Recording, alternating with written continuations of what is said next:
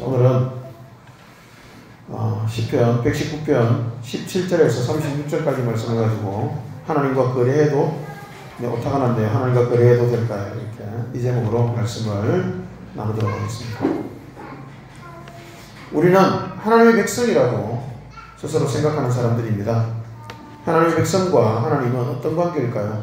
자녀와 아버지, 남편과 아내, 양과 목자 등 여러 가지 표현으로 그 관계는 설명이 가능합니다. 오늘은 그 관계를요, 거래라는 관점으로 생각해 보려고 합니다. 우리는 하나님과 거래 관계일까요? 하나님과 거래해도 과연 되는 것일까요? 첫 번째, 거래하지 말라입니다. 하나님과 거래 관계가 되는 것은 나쁜 일입니다. 결코 좋지 않죠. 하나님과의 거래는 사실 말이 안 됩니다. 거래란 내가 원하는 것을 얻기 위해서 상대방이 원하는 것을 주는 것입니다. 하나님과 거래 관계가 된다는 것은요, 하나님을 내가 원하는 것을 얻기 위한 수단으로 삼는다는 말이기 때문에 거래라는 말이 성립이 될 수가 없는 것입니다. 하나님과 이런 나쁜 거래 관계를 만들기 위해서 자주 인용된 본문이 있습니다. 말라기 3장 10절입니다. 함께 읽겠습니다. 시작.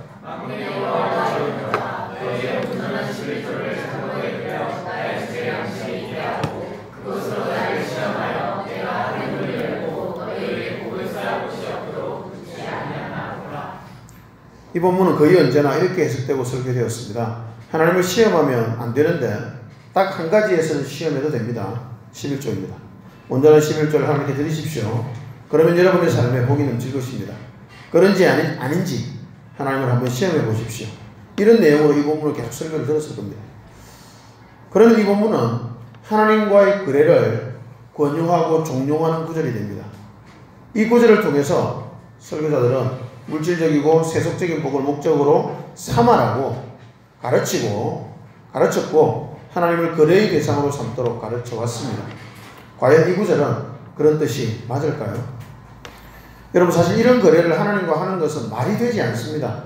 이런 식의 거래를 하나님과 하려는 것은 하나님을 세상의 잡신들과 같은 수준으로 끌어내리는 것밖에 되지 않습니다. 이런 거래는 해서는 안 되는 거래입니다. 이 거래는 왜, 무엇이 잘못되었을까요? 첫 번째는요, 이 거래가 잘못된 이유는 본문의 의미를 오해했기 때문에 잘못된 것입니다. 본문의 의미가 전혀 그런 뜻이 아니기 때문입니다. 말라기서는요, 말라기서를 들어야 되는 사람들은 제사장들과 백성들이었습니다. 제사장과 백성을 향해서 쓰여진 글이거든요. 그래서 이 구절이 제사장을 향한 구절인지 백성을 향한 구절인지를 살펴봐야 됩니다. 이 본문은 문맥을 볼 때 제사장을 향해서 하는 말이라고 보는 것이 문맥상 더 정확하다고 저는 생각합니다. 말라기 1장에 보면요, 연결되는 내용이 좀 나옵니다. 함께 읽습니다. 시작. 남왕국의 주가 말한다. 제사장들아, 너희가 바로 내 이름을 멸시하는 자들이다. 그러나 너희는 우리가 언제 주님의 이름을 멸시하였습니까? 하고 되묻는다. 너희는 내 제단에 더러운 빵을 바치고 있다. 그러면서도 너희는 우리가 언제 제단을 더럽혔습니까? 하고 되묻는다. 너희는 나 주에게 아무렇게나 상을 차려주어도 된다고 생각한다. 여러분, 그 당시 제사장들의 자세가, 제사드리는 자세가 나와 있습니다. 여러분, 그 당시 제사장들은 더러운 빵을 제단에 바쳤습니다. 이 빵이요, 떡이요, 매일 바꿔야 되는 떡이거든요. 근데 그 기본조차 지키지 않았던 거죠. 그냥 하나님 안 보이는데 어제 드렸던 거 그대로 한 번 더 드리지 이런 식으로 아마 드렸던 것 같습니다. 그들은 그 기본을 지키지 않았기 때문에 재단을 더럽혔습니다. 재단을 더럽혔는데 재단을 더럽혔다는 사실조차도 몰랐던 것입니다. 그러니 우리가 언제 재단을 더럽혔습니까? 라고 되묻고 항변한 것이죠. 하나님을 두려워하고 공경하는 마음이 눈꼽만큼도 없으면서 제사장 노릇을 하고 있었던 것입니다. 이런 맥락에서 오늘은 시편 119편 17절에서 36절까지 말씀을 가지고 하나님과 거래해도 오타가 났네요. 하나님과 거래해도 될까요? 이렇게 이 제목으로 말씀을 나누도록 하겠습니다. 우리는 하나님의 백성이라고 스스로 생각하는 사람들입니다. 하나님의 백성과 하나님은 어떤 관계일까요? 자녀와 아버지, 남편과 아내, 양과 목자 등 여러 가지 표현으로 그 관계는 설명이 가능합니다. 오늘은 그 관계를요, 거래라는 관점으로 생각해 보려고 합니다. 우리는 하나님과 거래 관계일까요? 오늘은 시편 119편 17절에서 36절까지 말씀을 가지고 하나님과 거래해도 오타가 났네요. 하나님과 거래해도 될까요? 이렇게 이 제목으로 말씀을 나누도록 하겠습니다. 우리는 하나님의 백성이라고 스스로 생각하는 사람들입니다. 하나님의 백성과 하나님은 어떤 관계일까요? 자녀와 아버지, 남편과 아내, 양과 목자 등 여러 가지 표현으로 그 관계는 설명이 가능합니다. 오늘은 그 관계를요, 거래라는 관점으로 생각해 보려고 합니다. 우리는 하나님과 거래 관계일까요? 하나님과 거래해도 과연 되는 것일까요? 첫 번째, 거래하지 말라입니다. 하나님과 거래 관계가 되는 것은 나쁜 일입니다. 결코 좋지 않죠. 하나님과의 거래는 사실 말이 안 됩니다. 거래란 내가 원하는 것을 얻기 위해서 상대방이 원하는 것을 주는 것입니다. 하나님과 거래 관계가 된다는 것은요, 하나님을 내가 원하는 것을 얻기 위한 수단으로 삼는다는 말이기 때문에 거래라는 말이 성립이 될 수가 없는 것입니다. 하나님과 이런 나쁜 거래 관계를 만들기 위해서 자주 인용된 본문이 있습니다. 말라기 3장 10절입니다. 함께 읽겠습니다. 시작.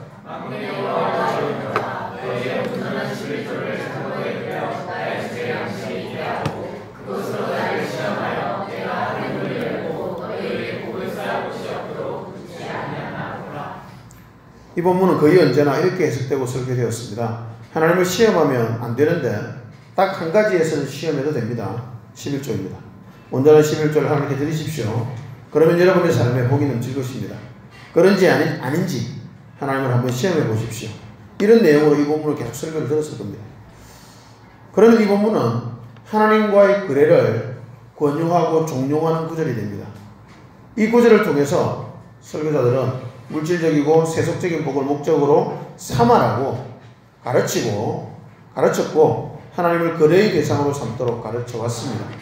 과연 이 구절은 그런 뜻이 맞을까요? 여러분, 사실 이런 거래를 하나님과 하는 것은 말이 되지 않습니다. 이런 식의 거래를 하나님과 하려는 것은 하나님을 세상의 잡신들과 같은 수준으로 끌어내리는 것밖에 되지 않습니다. 이런 거래는 해서는 안 되는 거래입니다. 이 거래는 왜, 무엇이 잘못되었을까요? 첫 번째는요, 이 거래가 잘못된 이유는 본문의 의미를 오해했기 때문에 잘못된 것입니다. 본문의 의미가 전혀 그런 뜻이 아니기 때문입니다. 말라기서는요, 말라기서를 들어야 되는 사람들은 제사장들과 백성들이었습니다. 제사장과 백성을 향해서 쓰여진 글이거든요. 그래서 이 구절이 제사장을 향한 구절인지 백성을 향한 구절인지를 살펴봐야 됩니다. 이 본문은 문맥을 볼 때 제사장을 향해서 하는 말이라고 보는 것이 문맥상 더 정확하다고 저는 생각합니다. 말라기 1장에 보면요, 연결되는 내용이 좀 나옵니다. 함께 읽습니다. 시작. 나 만군의 주가 말한다. 제사장들아, 너희가 바로 내 이름을 멸시하는 자들이다. 그러나 너희는 우리가 언제 주님의 이름을 멸시하였습니까? 하고 되묻는다. 너희는 내 제단에 더러운 빵을 바치고 있다. 그러면서도 너희는 우리가 언제 제단을 더럽혔습니까? 하고 되묻는다. 너희는 나 주에게 아무렇게나 상을 차려주어도 된다고 생각한다. 여러분, 그 당시 제사장들의 자세가, 제사드리는 자세가 나와 있습니다. 여러분, 그 당시 제사장들은 더러운 빵을 제단에 바쳤습니다. 이 빵이요, 떡이요, 매일 바꿔야 되는 떡이거든요. 근데 그 기본조차 지키지 않았던 거죠. 그냥 하나님 안 보이는데 어제 드렸던 거 그대로 한 번 더 드리지 이런 식으로 아마 드렸던 것 같습니다. 그들은 그 기본을 지키지 않았기 때문에 제단을 더럽혔습니다. 제단을 더럽혔는데 제단을 더럽혔다는 사실조차도 몰랐던 것입니다. 그러니 우리가 언제 제단을 더럽혔습니까? 라고 되묻고 항변한 것이죠. 하나님을 두려워하고 공경하는 마음이 눈꼽만큼도 없으면서 제사장 노릇을 하고 있었던 것입니다. 이런 맥락에서 말라기 3장 10절을 이해하는 것이 문맥상 더 정확한 이해일 것입니다. 말라기 3장 10절에 시험하다라는 단어는요, 원어적으로 입증하다라는 뜻으로 보는 것이 좋습니다. 그래서 말라기 3장 10절은 이 정도의 뜻으로 해석하는 것이 더 맞을 것입니다. 부패한 제사장들아, 너희는 백성들이 바친 11조와 헌물을 강도질하지 않았느냐? 내게로 돌아오려느냐? 그러려면 너희들이 11조와 헌물을 빼돌리지 말고 백성들이 바친 모든 11조를 다 가지고 와서 성전 창고에 들여놓아서 내 집에 먹을 것이 있게 하여 그것으로 레위인들에게 먹을 것을 주고 가난한 이웃들에게 나누어 줌으로써 너희가 죄에서 돌이키고 회개하는 마음을 입증하라. 정도의 뜻으로 보는 것이 좋을 것 같습니다. 다시 말하면요, 백성들에게 11조를 내라는 말이 아니라 받아들인 11조를 네가 착복하지 말고 네 이익을 위해서 쓰지 말고 성전에 집어넣어서 11조가 합당하게 사용되도록 해라, 이런 뜻입니다. 조금 다른 의미로 본다면, 입증하라는 말을 다른 의미로 본다면 11조와 헌물을 착복하지 말고 모두 주님께 가져옴으로 주님이 하나님이시라는 사실을 입증해라, 이렇게 볼 수도 있습니다. 11조를 써야 할 곳에 바르게 써서 하나님이 복 주시는 분이심을, 그 가난하고 어려운 형편에 있는 사람들에게 복 주시는 분이심을 입증하라는 뜻입니다. 여러분, 교회는요, 그것을 입증해야 되는 의무가 있습니다. 교회가 입증해야 되는 사실은 11조를 해서 복 받는다는 것을 입증하는 게 아니고요, 바쳐진 11조를 잘 사용해서 세상을 향해서 하나님께서 이렇게 선하신 분이요, 공정하신 분이요, 사랑이 많으신 분이라는 사실을 입증해야만 한다는 것입니다. 그것이 말라기 3장 10절의 정확한 뜻이라고 볼 수가 있습니다. 여러분, 말라기의 이 구절 외에는 성경 어디에도 레위인에게 드리는 11조와 복을 연결하는 구절이 없습니다. 그런데 갑자기 왜 말라기에서만 11조와 복을 연결하는 이 거래를 말할까요? 성경을 잘못 해석한 것입니다. 하나님과 이런 종류의 거래를 하려고 한다는 것은 매우 나쁜 것입니다. 이런 거래는 해서는 안 되는 거래입니다.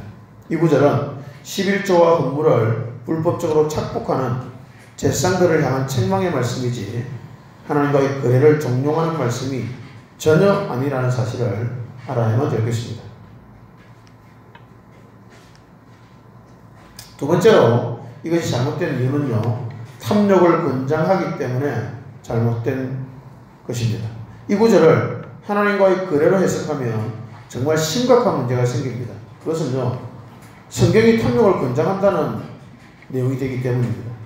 복을 많이 받고 싶고 세상에 성공하고 싶은 그 세속적인 탐욕과 욕망을 위해서 11조를 해라는 뜻이 되거든요. 이런 저급한 말을 성경이 하고 있을 리가 없지 않습니까? 그죠? 하나님이 돈이 없어서 돈 내면 복 주겠다고 하실까요? 그럴 리가 없잖아요. 그죠? 성경은 언제나 가장 큰 죄악을 탐욕이라고 말하고 있습니다. 하나님과 재물을 겸하여 섬길 수 없다고 명백하게 말씀하시고 계십니다. 그러면서 탐욕에 대해서 그렇게 심각하게 경계하시는데 다른 쪽에서 탐욕을 부추기는 말씀을 하실 리가 없다는 것입니다. 탐욕을 부추기는 이런 거래를 하나님과 하도록 성경은 절대로 허락하지 않습니다. 하나님과 이런 거래는 해서는 안 되는 것이 분명한 것입니다. 하나님은 이런 거래에 전혀 관심이 없으십니다. 두 번째, 거래하라 합니다. 여러분, 먼저 오늘 시편 119편 말씀을 살펴보기 전에 구조를 조금 설명을 드리겠습니다. 이 시편 119편 말씀은요, 구조를 잘 이해해야 됩니다. 8절 단위로 나누어져 있습니다. 계속. 그러니까 이 시편 119편은 8절 단위로 잘라보시면 돼요. 계속. 8절이 한 단위입니다. 히브리 알파벳이 22글자거든요. A, B, C, D, E, F, G 뭐 이런 것처럼 알레프 이렇게 나가는데요. 이 12자인데 22자인데요. 22자인데 각 한자마다 알파벳 한자마다 8절을 시로 적은 겁니다. 영어로 말한다면 A로 시작하는 절이 1절, 2절, 3절, 4절, 5절, 6절, 7절, 8절까지 전부 다 A로 시작한 겁니다. 그 다음에 9절부터 16절까지 전부 다 B로 시작한 거예요. 그 다음에 또 8절은 C로 시작한 거예요. 이런 식으로 전체 구조가 형성이 되어 있습니다. 그러면 22글자니까 각 8절을 사용하고 있으니까 전체가 176절이 되는 겁니다. 그래서 성경에서 가장 긴 성경이죠. 그죠?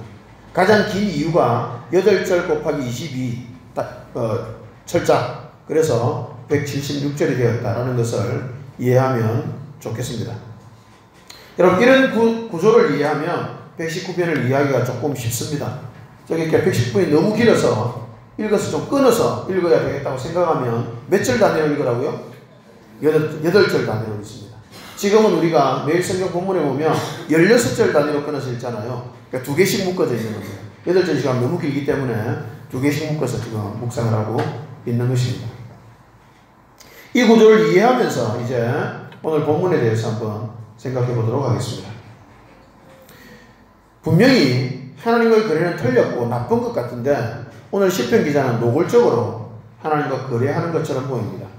시편 기자의 거래는 크게 2가지 정도로 정리가 가능한 것처럼 보입니다. 첫 번째는요, 함께 읽습니다. 시작.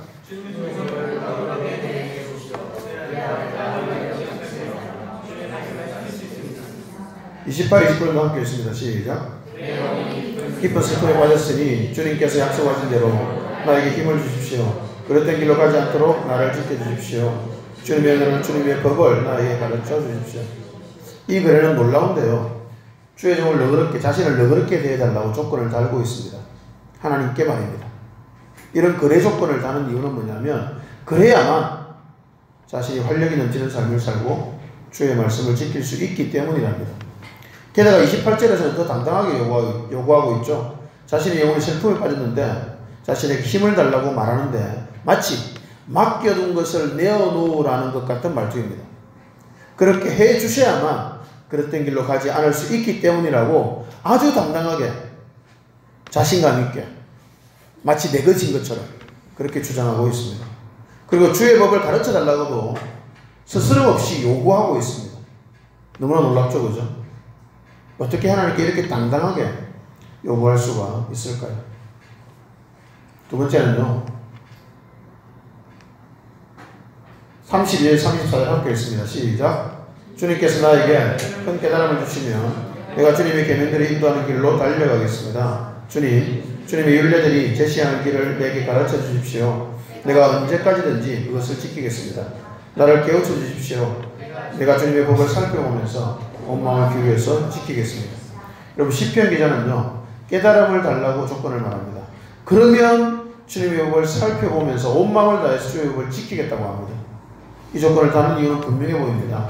주님께서 깨달음을 주시지 않으시면 말씀은 제대로 알 수가 없기 때문입니다. 여러분, 우리가 묵상하다 보면요, 우리가 깨닫는 것 같죠? 전혀 아닙니다.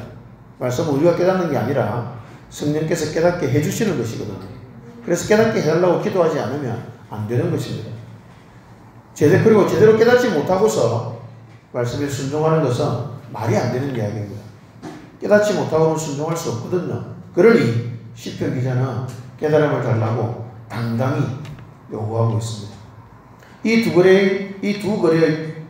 두 거래의 조건을 아무리 자세히 살펴보아도 안식일을 지킬 테니, 11조 잘 낼 테니, 교회 봉사 잘할 테니 등의 거래 조건은 하나도 없습니다. 모든 거래 조건의 특징이 뭐냐면 말씀입니다. 말씀을 읽고 묵상해야 되니까 나를 너그럽게 대해주세요 라는 조건을 달고 있고요. 말씀을 깨달아야 순종할 수 있으니 깨달음을 달라는 거래 조건을 말하고 있는 것입니다. 그것도 굉장히 당당하게. 이런 거래 조건을 왜 당당하게 말할까요? 당당하게 말하는 이유는 뭐냐면 이 거래가 반드시 성립이 된다는 것을 믿기 때문이고요. 이 거래에 있어서 자신이 더 유리하다고 확신하는 것 같습니다. 하나님 입장보다 자기 입장이 더 유리한 거예요. 왜 그럴까요? 왜 그게 유리할까요? 우리 거래해 보시면 잘 알잖아요. 상대방이 정말 원하는 것을 우리가 갖고 있을 때는 우리가 당당하고 유리하거든요. 우리가 힘이 세잖아요. 하나님께서 이것을 진짜로 기뻐하신다고 시편 기자는 확신하고 있습니다. 그래서 시편 기자는 이런 식의 거래를 적극적으로 하면서 당당하게 하고 힘있게 할 수가 있었던 것 같습니다. 여러분, 이 거래는요, 정말 놀랍습니다. 세 번째, 이 거래의 놀라움에 대해서 살펴보도록 하겠습니다. 이 시편 기자가 하고 있는 이 거래는요, 두 가지 면에서 놀라운데요. 첫 번째, 하나님이 원하시는 것에 대해서 놀랍습니다. 여러분, 거래라는 것이 상대방이 원하는 것을 들어주고 내가 원하는 것을 얻어내는 것, 그게 거래잖아요. 그렇다면 하나님이 이 거래를 기뻐하신다면요, 이 거래를 통해서 하나님께서 원하시는 것을 얻을 수 있다는 뜻입니다. 여러분, 이 거래는요, 하나님이 뭔가를 얻는다는 말이에요. 이 거래를 통해서 하나님은 도대체 무엇을 얻으실 수가 있을까요? 아무리 생각해도 하나님이 얻는 것이 없잖아요. 그죠? 아무리 생각해도 그 시편 기자의 거래 조건을 아무리 살펴봐도 시편 기자가 얻을 수 있는 것밖에 없지 하나님이 얻을 것은 아무것도 없습니다. 아무리 생각해도 이해가 잘 안 돼요. 하나님께 이루어올 만한 것이 없기 때문입니다. 여러분, 하나님은 도대체 무엇을 원하실까요? 세상의 잡신들은요, 사람을 노예로 부려먹으려고 합니다. 사람에게 두려움과 공포심을 불어넣어서 신에게 복종하게 만들려고 합니다. 그런데 하나님은 그런 잡신과 전혀 다른 분이십니다. 하나님은 사람인 우리를 부려먹고 싶어 하지 않으시고 노예로 삼으려 하지도 않으십니다. 하나님 자체로 완전하신 분이기 때문에 사람의 섬김과 사람의 노동력과 사람의 돈이 전혀 필요하지 않으신 분이십니다. 원하실 것도 사실 아무것도 없는 분이세요. 그 자체로 완전하신 분이기 때문에 그렇습니다. 그럼 도대체 하나님이 원하시는 게 뭘까요? 여러분, 하나님이 우리에게 원하시는 것, 그것은요, 의외로 간단합니다. 자기 백성의 행복입니다. 하나님 우리가 행복하기를 원하세요. 근데요, 이걸 얼마나 원하시는가 하면 자기 아들을 내어주셔서 십자가에 죽게 하실 만큼 하나님은 우리의 행복을 그렇게 원하신다는 것입니다. 우리가 참된 행복을 누려가는 것, 그것을 하나님은 가장 간절히 원하시고, 그렇다면 하나님 이 거래를 기뻐하시는 이유가 분명해지네요. 이 거래를 통해서 우리가 행복해질 것이기 때문입니다. 사람은 착각합니다. 돈을 많이 벌면 행복할 것이라고. 좋은 차를 타고 좋은 집에 살면 행복할 것이라고. 명예를 얻고 유명해지면 행복할 것이라고 착각합니다. 그 착각 때문에 부와 명예를 죽도록 추구합니다. 하나님도 그런 것들을 얻기 위한 수단쯤으로 생각합니다. 그러나 그런 것은 사람에게 절대로 참된 행복을 줄 수 없습니다. 오히려 불행을 줄 가능성이 높습니다. 하나님께서는 그걸 아십니다. 그래서 그런 것들을 목적으로 하는 거래에는 관심이 없습니다. 하나님께서. 아니, 그런 거래는 혐오하십니다. 그러나 우리가, 자기 백성인 우리가 참된 행복을 얻는 거래라면 하나님은 자신의 모든 능력을 사용하여서 그 거래를 반드시 성사시키고야 마십니다. 하나님이 참으로 원하시는 것이 우리의 참된 행복이기 때문입니다. 제가 부산에 있는 학원에서 근무할 때 방학 때 기숙반 팀장을 맡았을 때가 있었습니다. 중고생들을 모아서 학원에서 먹고 자기 하면서 공부시키는 그런 과정의 팀장이었습니다. 방학이 끝날 무렵에 5개 대학에 탐방을 가게 되었습니다. 그 출발을 주일에 한다고 정해졌습니다. 본장님 찾아가서 저는 주일이라 못 간다고 말씀드렸습니다. 그리고 집에 가면 퇴근했는데 아무리 생각해도 팀장인 제가 빠지면 문제가 심각해질 것 같더라고요. 주일 아침에 학원으로 가서 그 여행에 동참했습니다. 제가 좋아하는 목사님 설교 테이프 2개를 들고 가서 그 애들이 막 들떠서 난리법석을 부리는 그 관광차 안에서 그 설교를 계속 반복해서 들었습니다. 어떤 주일보다 은혜로운 주일이 되었고요. 가슴에는 눈물이 가득 차 있습니다. 노트 건드리면 울 것 같은 그런 은혜로 충만한 상태가 되었습니다.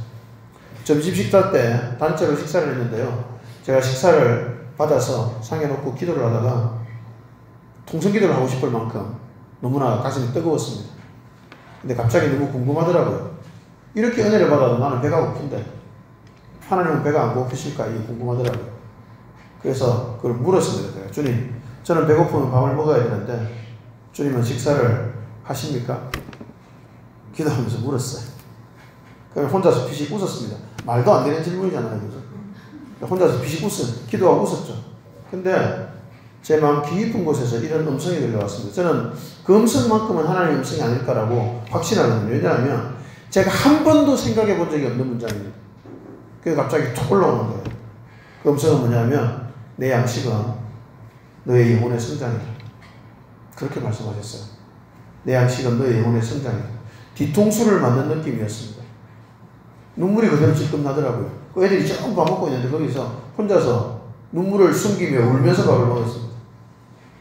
주님이 가장 기뻐하시는 것, 그것이 나의 영혼의 성장이라는 사실이 그렇게 가슴 깊이 감동이 되었습니다. 주님은 우리의 행복을 가장 기뻐하십니다. 근데 우리는 영혼이 성장해야만 가장 참되게 행복할 수 있습니다. 영혼이 성장하려면 무엇이 필요할까요? 당연히 말씀이 필요하죠. 말씀을 깨닫고 순종하는 것을 통해서 영혼이 성장합니다.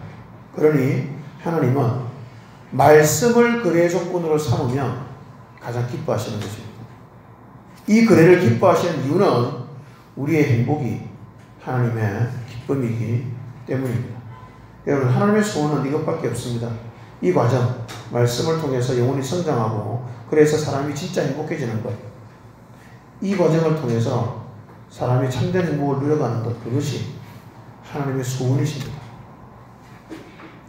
이것이 이 거래의 첫 번째 놀라움입니다.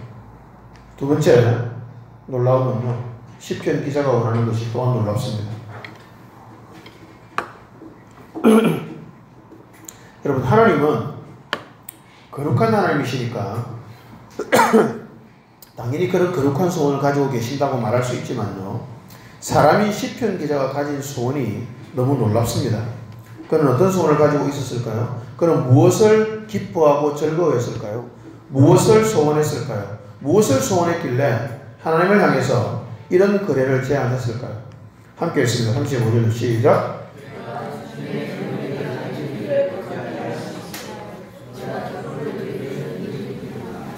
시편 기자는 참된 기쁨을 누릴 길이 오직 말씀뿐임을 알았습니다. 그래서 그는 오직 말씀만으로 하나님께 거래를 제안했던 것입니다. 그것도 당당하게 말입니다. 말씀이 가르치는 길을 걷는 것 외에 삶에 참된 행복이 없다는 사실을 알았기 때문에 그는 말씀만을 기뻐했고 오직 말씀을 읽고 묵상하고 깨닫고 순종하는 삶만을 살기를 원했던 것입니다. 여러분, 시편 119편의 저자는 누구인지 알 수가 없습니다. 그런데 119편의 내용으로 대충 어느 정도의 사람이겠다는 도 짐작할 수가 있습니다. 그런 인생의 경험이 굉장히 많았던 사람 같고요. 젊은 청년들을 가르치는 선생인 것 같기도 합니다. 아마 인생을 어느 정도 살았고 인생을 사는 동안 사람들이 구하는 좋은 것들을 열심히 추구해 보기도 했을 아마 중년 정도의 나이가 되지 않을까라고 짐작을 해봅니다. 재물과 명예를 얻기도 해봤고요. 읽기도 해보았을 것 같습니다.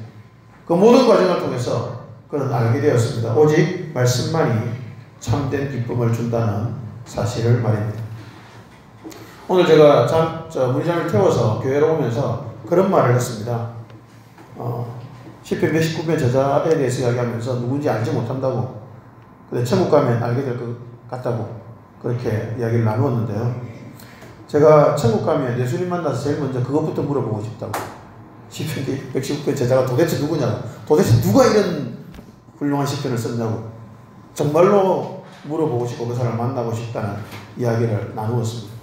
119편을 계속 묵상하면서 그 생각이 참 많이 듭니다. 도대체 누굴까?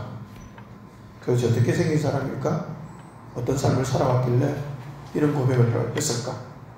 너무너무 한 절 한 절이 너무너무 소중해서 그런 궁금증이 계속 생깁니다.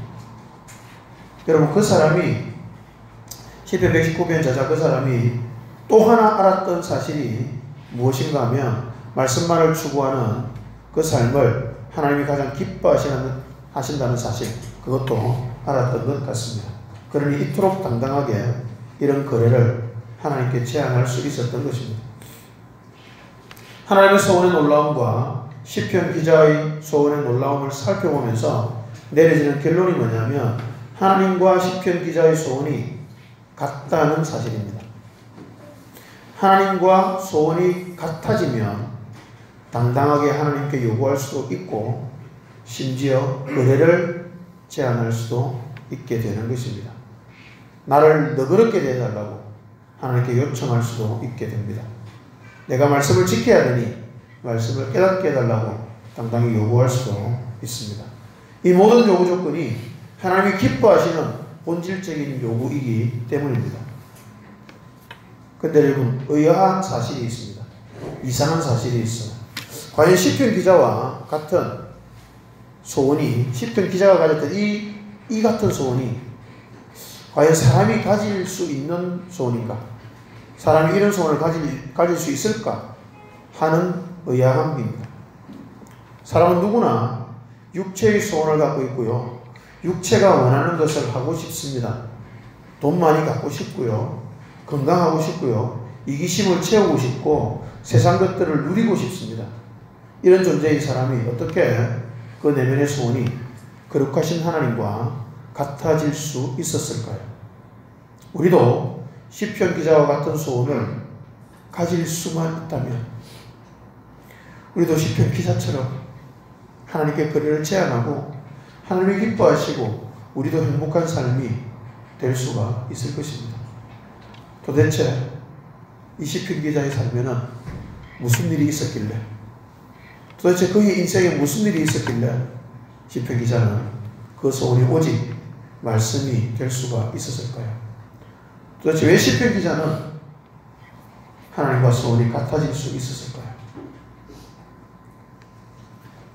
시편 기자의 소원이 변했던 이유를 살펴보겠습니다. 오직 말씀에만 완전히 고정된 것처럼 성경 전체에서 가장 긴장이 시편 119편을 이렇게 써내려갈 수 있었던 이유, 그것이 무엇일까요?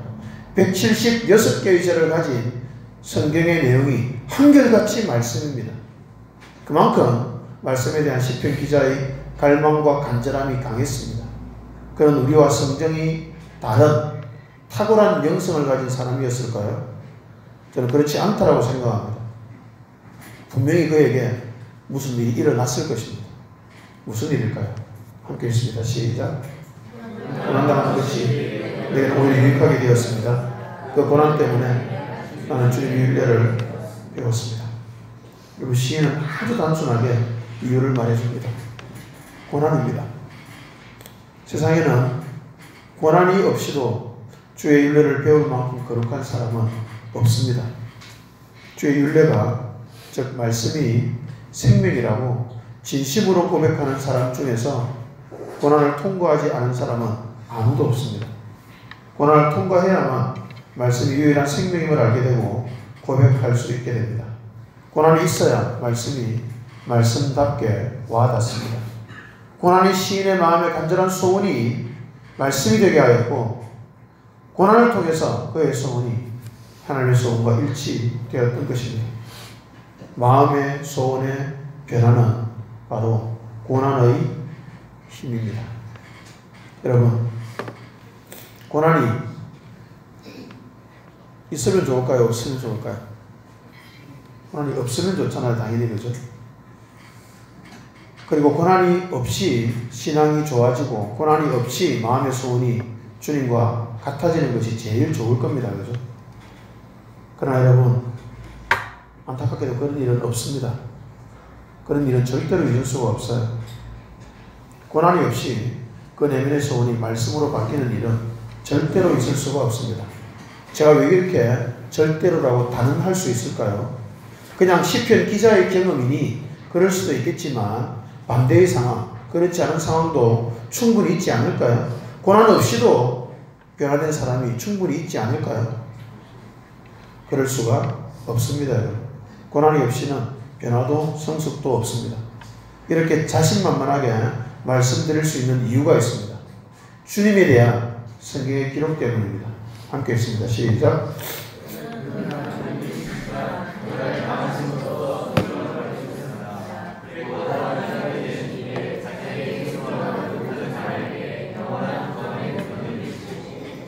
여러분, 완전한 인간이시고 동시에 완전한 하나님이신 예수님도 고난을 통해서 순종을 배우셨다고 성경은 분명히 기록하고 있습니다. 그리고 완전하게 되셨죠. 예수님도 고난을 통해서 순종을 배우셨는데 하물며 죄인이 누리겠습니까? 고난은 순종의 사람이 되기 위한, 말씀의 사람이 되기 위한 필수 과정입니다.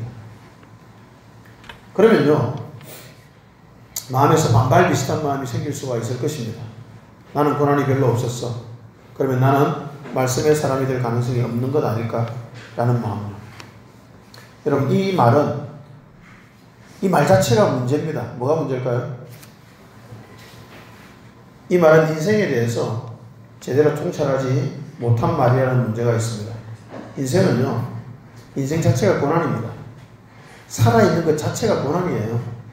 살아 숨쉬는 것 자체가 고난인데, 사람의 삶 전체가 무엇에 비유됩니까? 광야에 비유되잖아요. 인생은 광야거든요. 광야라는 곳은 그냥 그 안에서 아무 일이 발생하지 않아도 그냥 그 안에 사는 것만으로도 고생이에요. 고난입니다. 고통이에요. 슬픔이요, 아픔입니다. 무슨 큰 일이 생겨서가 아니라요. 그 안에, 광야 안에 있다는 자체가 고난이에요. 우리 인생도요, 살아있다는 자체가 고난입니다. 고난으로 바로 느껴질 만큼 큰 일들이 터지는 것도 고난이지만 그냥 살아가는 모든 과정이 고난인 것이죠. 여러분, 살아오면서 한 번도 슬픈 적이 없으신가요? 살아오면서 한 번도 아픈 적이 없으신가요? 항상 마음에 드는 사람만 만나셨나요? 그럴 리가 없을 겁니다. 그죠? 우리는 살아가는 삶 자체가 고난인데요. 차이는 그 고난을 고난으로 받아들이고 해석해내느냐, 그렇지 않느냐의 차이밖에 없습니다. 조금 예민해서 좀 더 깊이 느끼느냐, 조금 예민하지 못해서 좀 덜 느끼느냐의 차이밖에 없고요. 인생은 어차피 전체가 고난입니다. 그리고 고난일 때에 고난임을 깨닫고 고난을 통해서 주님을 만나고 주님께 매달리는 사람이 되어가야만 합니다. 말씀만 붙드는 사람이 되어가야만 합니다. 인생 전체라는 고난을 통해서 오직 말씀만 붙들기로 결단하고 살아감으로 우리는 말씀의 사람이 되어갈 수 있고 순종의 사람이 되어갈 수가 있습니다.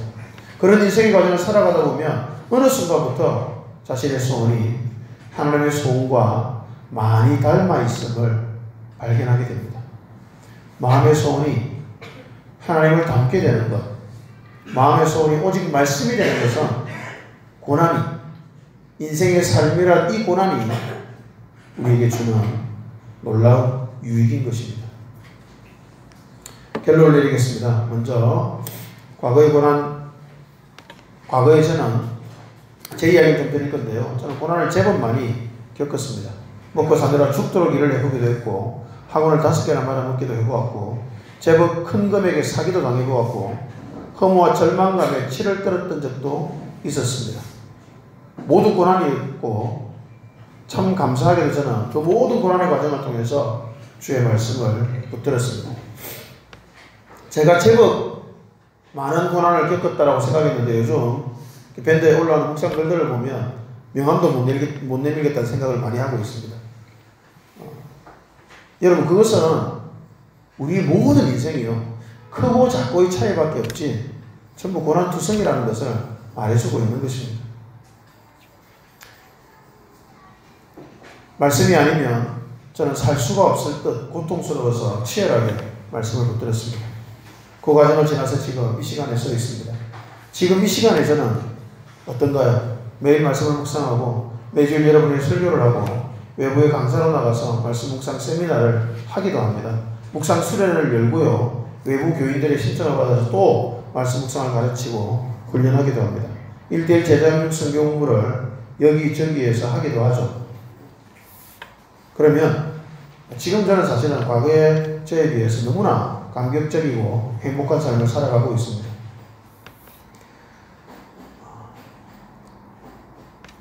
의정부에서 했던 신년 사경회로 묵상 세미나를 한 건데요. 그때 부산에서 올라온 사람이 있었습니다. 저는 친척이 있어 올라온 줄 알았더니 아니고요. 방을 잡아서 참석을 했더라고요. 깜짝 놀랐습니다. 방장에서 혼자 거기 자면서 저녁에 집회 한 번 있거든요. 그 집회를 참석하라고 부산에서 올라왔더라고요. 그리고 부천에서 달려오신 분도 계시고요. 그분들 중 한 분은 뒤통수를 맞은 데 충격적이었다고 고백을 하시기도 했습니다. 이 모든 시간들이 저는 굉장히 행복합니다. 말씀의 사람이 세워질 가능성이기 때문입니다. 그런데 여러분, 제가 이렇게 살아가고 있기 때문에 제 삶에는 고난이 없을까요? 그럴 리가 없습니다. 여러분. 크고 작은 고난들이 제 삶과 주변의 삶에서 계속 생깁니다. 이제 고난에 대해서 더 섬세한 마음이 되었기 때문에 어쩌면 고난은 더 세밀하게 인지가 되는 것 같습니다. 이제는 저희 고난뿐 아니라 성도님들의 고난까지 제 마음에 큰 아픔이 됩니다. 인생은 진짜 고난이구나 라는 생각이 계속 들어갑니다. 여러분, 고난인 인생 가운데서 우리는 무엇을 해야 될까요? 오직 말씀 하나만 붙들면 됩니다. 우리의 소원이, 우리의 참된 갈망이 오직 말씀이 되어 하나님과 같은 소원이 되면 됩니다. 고난이야 사실 있기도 하고 없어지기도 하는 과정을 계속 반복할 것입니다. 어떤 순간이 되든 고난이 있어지든 다시 생기든 상관하지 말고요. 그저 말씀 앞에만 쓰는 우리가 되면 좋겠습니다. 그러면 우리에게서 참된 거래가 일어날 것입니다. 하나님께 마음껏 호소하고 딜을 걸 수도 있을 것입니다. 물론 그 딜은 모두 말씀으로 거는 딜이어야만 합니다. 저는 요즘 하나님께 요구하는 것이 많아졌습니다. 예전에는 사실 요구하는 게 별로 없었거든요. 오히려. 요즘은 요구하는 게 점점 많아졌어요. 하나님, 저 성도님은 저렇게 두시면 안 되지 않습니까? 회복시켜 주셔야죠. 하나님 뜻대로 살려고 몸부림치는 저 기업은 망하게 하면 안 되지 않습니까? 살려주세요. 하나님, 저 성도님 병은 고쳐주셔야죠. 저렇게 말씀의 삶을 거는 분이신데 저렇게 아프게 하시면 안 되죠.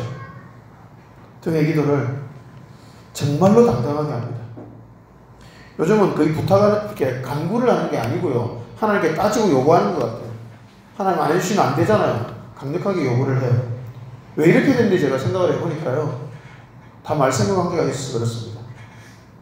여러분이 말씀을 묵상하고 계시고 말씀의 삶을 온전히 걸기로 결단하고 계시고 말씀을 깨닫고 순종하기를 갈망하고 계시기 때문입니다. 그래서 저는 당당하게 그리고 힘있게 너무나 당연한 듯이 하나님 앞에 요구하고 있습니다. 앞으로도 크고 작은 고난은 우리를 피해가지 않을 것입니다. 피해가서는 정말 좋겠지만 아마 피해가지 않을 겁니다. 그러나 여러분, 우리는 하나님께 기도할 수 있고 하나님께 요구할 수 있고 심지어는 하나님께 거래할 수도 있습니다. 하나님 날 너그럽게 대해 주셔야 내가 말씀의 삶을 걸고 살아가죠. 그렇게 당당하게 요구할 수가 있는 겁니다. 하나님 나를 너그럽게 대해달라고 그러면 우리가 주의 법을 지키겠다고 그렇게 말할 수가 있고요. 우리에게 말씀을 깨닫게 해달라고 그래야만 우리가 말씀이 인도하는 곳으로 달려갈 수 있다라고 그렇게 거래를 제안할 수가 있습니다. 여러분, 말씀 하나로 하나님께 참된 거래를 제안하고 그 거래를 성사시켜서 누려가는 우리의 삶이 됩시다. 하나님께서 진심으로 원하시는 우리의 삶에 원하시는 그 놀라운 참된 행복을 말씀 안에서 누려가는 저와 여러분 우리 모두 되시기를 주님의 이름으로 축복합니다. 아멘.